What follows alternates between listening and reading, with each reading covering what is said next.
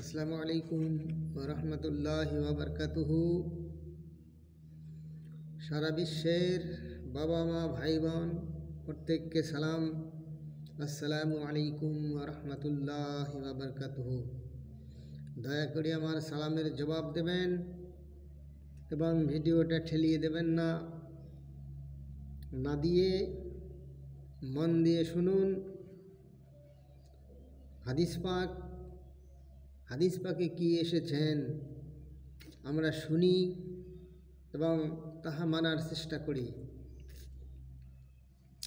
আমরা সারা জীবন ধরে বিভিন্ন রকমের খারাপ কার্যকর করে যাচ্ছি, বিভিন্ন রকমের মিথ্যা কথা বলে যাচ্ছি, বিভিন্ন রকমের চুগলিখড়ি করে যাচ্ছি, বিভিন্ন রকমের এর কথা ওর সামনে বলে যাচ্ছি।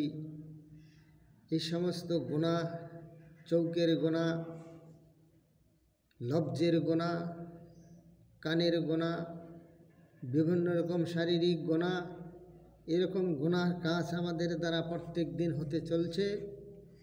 আল্লাহ তাবারক তাআলা আমাদের প্রত্যেককে এই সমস্ত গুনার কার্য থেকে হেফাজত করুক।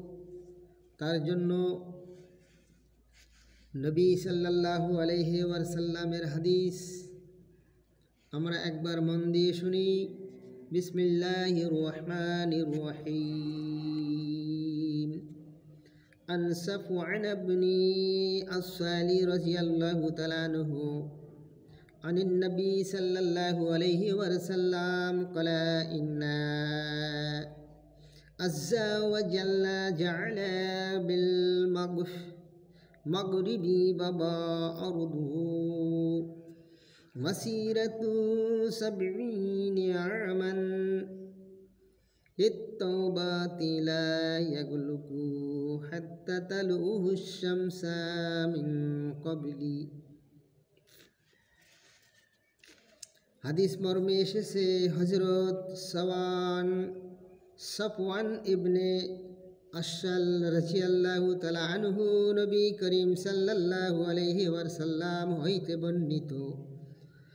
বর্ণনা করেন যে আল্লাহ তাআলা পশ্চিম দিকে তওবার একটি দরওয়াজা বানিয়েছেন। উহার দৈর্ঘ্যর কথা আর কি বলিব। উহার প্রস্থ 70 বৎসরের দূরত্ব সমান। উহা যখন বন্ধ হইবে না, তখন না পশ্চিম দিকে হইতে সূর্য উদয় হইবে। পশ্চিম দিক হইতে সূর্য উদয়ের সময় কিয়ামত নিকটবর্তী হইবে এবং তওবার দরওয়াজা বন্ধ করিয়া দেওয়া হইবে।